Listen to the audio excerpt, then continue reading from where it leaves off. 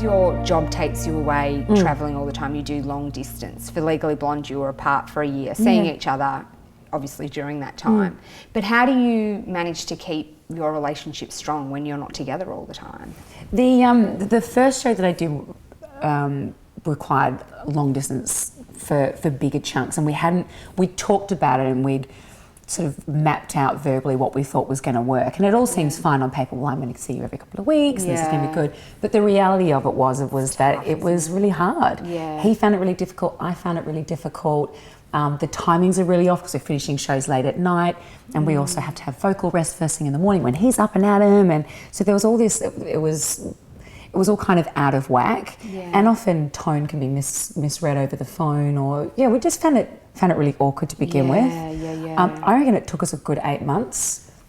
And there's also that initial thing of a bit of resentment of one partner being away, and there was all sorts of, but at the same time, it really threw up a lot of issues that we needed to deal with. And it's made us that much stronger. Our level of communication is that much better.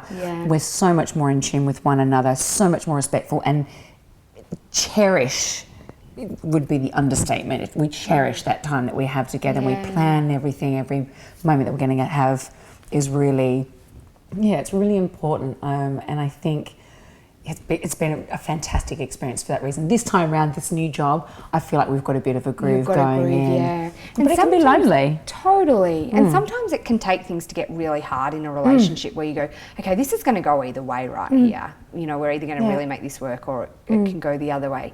Because I think people saying, you know, what is it? Distance makes the absence makes the whole crew fonder.